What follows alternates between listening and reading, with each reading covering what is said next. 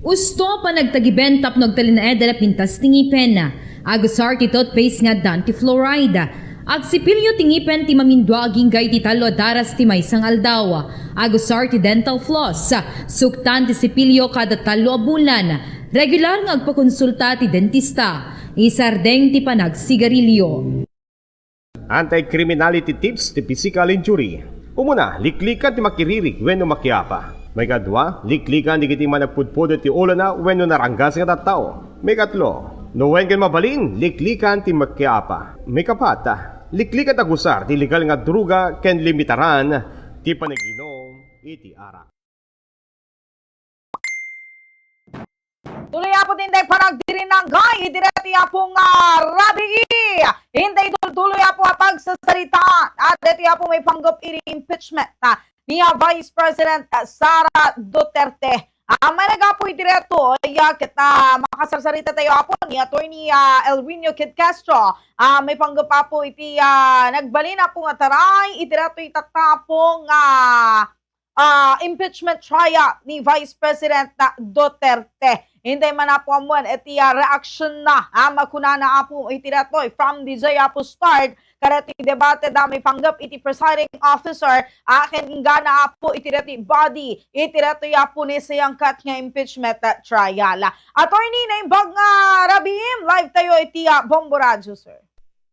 Naimbagmat nga rabi ma'am ken kastamit ten dagiti nangayat nga dumdungig kadito nalatang programa. So kablawak man ni Ma'am Caroline Garbida ken kastamit ten ni Ma'am Catherine Garbida ken ti ingungutin nga ni mayor ni Attorney Aldrin Garbida. So naimbag nga panagdingdingig user and ma'am. Wang nga rod ma'am so nabigla but I have not been updated kunak ko ti magpaspasama kada pa dagaya mo tay impeachment trial ito'y Senado. So it really surprised me kasi we've been busy for a while doing other things and then doon ko lang nakita doon sa nag-pop up sa aking Facebook account na merong impeachment trial na live. And then came to my mind, napansin ko dalawa yung nakaupo as presiding officer kasi nandun sila dun sa mismong chamber, di ba? Nandun sila sa taas.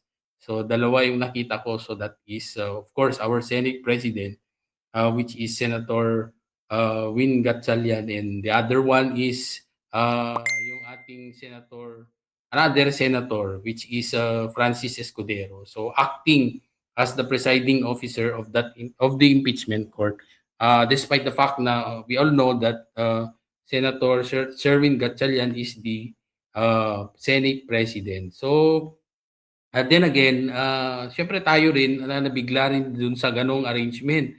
Kasi of course, naging issue yan. So ngayon, ang tanong, is that allowed na yung ating magiging, we have a sitting Senate President and we have someone who is acting as a presiding officer. Hindi ba kasi automatic doon sa, yan ang question ko rin yung hindi ba automatic kasi na di ba what we have experienced in the past is that di ba yung in-expect natin is dapat yung pinaka president of a particular department.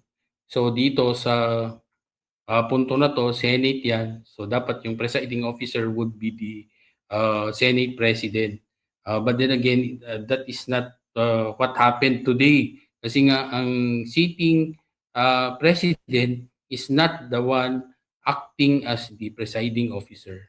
Otherwise, ang yung nangyari is the Senate itself elected another senator to be acting as presiding officer, which is of course si Senator Francis Escudero. So for several reasons, of course yung pagtitingnan mo kasi, una siya ay isang abogado and of course he is a former legislator with an extensive experience in constitutional and parliamentary matters. So, although pag titingnan mo later on, we will explain it further, na when you talk about our constitution, it does not really require that the presiding officer to be a lawyer. Okay, so we will discuss that further later. So, yung reason dyan is of course yung kanyang experience because as we all know, Senator Escudero has or had already previously presided over impeachment proceedings involving the same case.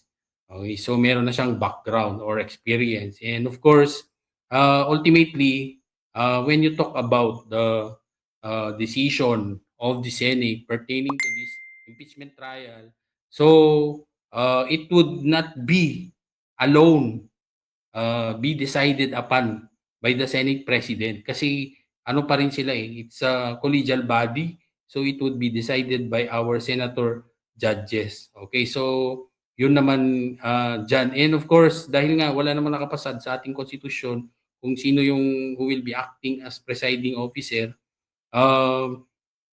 the according to the rules ng ating impeachment trial doon sa Senate rules. Okay, so although generally speaking, when you talk about presiding officer, it should be the Senate President.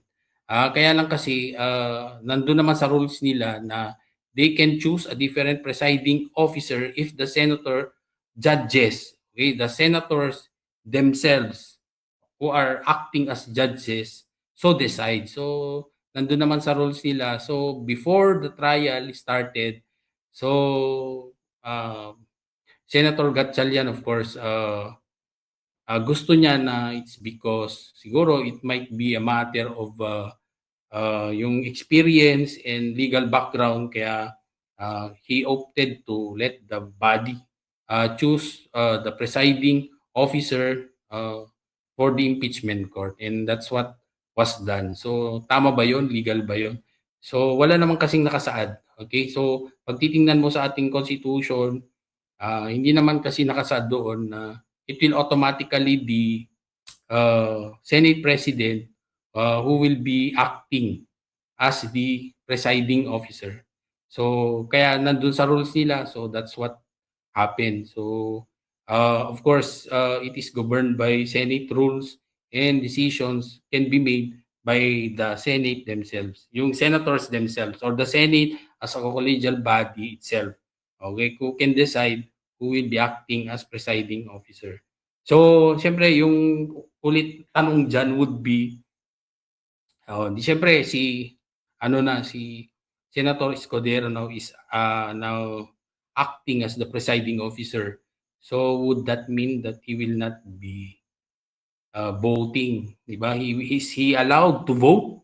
Okay, on the final judgment? The answer is yes, kasi he still remains to be a senator judge, although he is just acting, he is as well acting as presiding officer, but then again, he still remains to be a senator judge, and he is entitled to vote unless he will voluntarily inhibit himself or the Senate adopts a rule providing otherwise, na hindi na siya pwede bumoto. So yun lang naman yung nakita natin na concern today. Kaya lang to convict, 'di ba, yung ating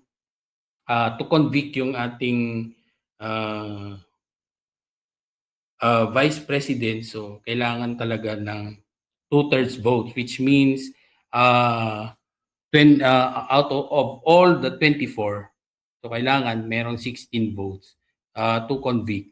So ngayon, that is still marami pa ring lumalabas na interpretasyon ukol dito. So that would still be clarified with the Supreme Court once that would be the decision will be, of course, kung sino yan papabor, di ba? So but then again, sabi naman ng panig ni VP Sara, so sa depensa, so sabi nila kailangan ng 2/3 votes. Doon naman sa kabila, kailangan nung kung sino lang yung present within the chamber, doon sa Senate acting as a court, kung sino yung present would be the one that would be considered as a number na bibilangin yung tinatawag nating 2/3 vote. So this will still be, marami pang proseso yan. So sa punto na to, abangan lang natin. Okay, but then again, when you talk about this issue na dito sa sa issue ng impeachment na to, so syempre maraming tumataas ang kilay kasi hindi pa nagsisimula, parang nakikita na natin ng tawag dito, yung may mga parang punto na yung bawat senador ukol dito. So let's wait and see kung what will prevail would be their political affiliations or yung kanilang impartial judgment basing on the evidence presented. If that would warrant, of course, yung it would warrant, okay, BP Sara to be impeached. Okay, so yun yung nakikita natin dyan. Okay, so kaya't nasawaan na attorney, makapagbutos lata and awan iti bearing na detoy tatapa nagtugaw na sa presiding officer ni Senator Chis Escudero kasi rignano ko as a presiding officer and a senator judge, two roles attorney, so makabutos to no anyaman iti verdict da no convict or acquit. Yes, kasi ang role lang niya dyan would basically to facilitate, okay, the impeachment trial. So he is just acting as yun nga yung presiding officer na mag-facilitate. But then again, as I've mentioned earlier na he can still vote, okay, kasi nga he still remains to be a senator judge. Okay, so pag sa punto na to, pwede nating sabihin na yun nga, pwede pa rin siyang magboto. Kasi ang iniisip siguro ng iba is that like what we have in the past, iba naman kasing position yung mga nasa subject for impeachment trial. So like for example, in the case of di ba, yung kaso ng ating president. Okay, so if the president is the one that is subject to impeachment trial, so yung kasing presiding officer would be the Chief Justice. So pag Chief Justice is the one who presides, so he is not a senator, so he cannot vote. Okay, pero sa punto na to na yung Senate President or the presiding officer as a senator judge, okay, so they can vote kasi nga they are part of that collegial body because they are part of the 24. Okay, kasi ang sinasabi natin is all 24 senators to participate, di ba? To obtain the 2/3 vote, which is 16, to convict the vice president. So pag tinanggal mo yung Senate President, so it will not be 24 senators anymore. Di ba? So pag titingnan mo, pag ako, tinanong mo, so yun yung explanation natin dyan. So can they vote? The answer is yes. Kasi nga, how will you complete the 24 senators pag tatanggalin mo yung Senate President acting as presiding judge na hindi siya pwedeng bumoto? Okay, attorney. So, ngayon attorney, syempre awan na arrestar, very timely. Attorney ni Senator Dante Marcoleta and Senator Bato de la Rosa, nowhere to be found. Tapos nowhere to be found. Tapos ni Senator Jinggoy Estrada, damot iti kulungan. So, nangataraga iti kasanungarod iti masurot no kwa, attorney. Okay, so yan would still be up for the Supreme Court to decide kasi syempre that is the argument of both parties kasi kung dun sa side ng ating depensa, syempre gusto nila na they are still to be included kasi nga 'di ba, syempre they will be voting in favor of the of BP Sara. So siya yung papaboran nila. So gusto nila makaboto. Doon naman sa kabila, siyempre gusto nila na hindi rin sila makakaboto para hindi makumpleto yung gusto nilang numero. So ngayon, marami kasi silang sinasite na mga previous decisions made by the Supreme Court. But then again, magkakaiba kasi naman yung kanilang mga situation. So we cannot say, make a clear stand about this kasi nga unang-una, although the Constitution is clear saying that it should be voted upon by all members of the Senate. Kaya lang kasi ngayon sa composition ng Senado nababawasan sila for some reasons.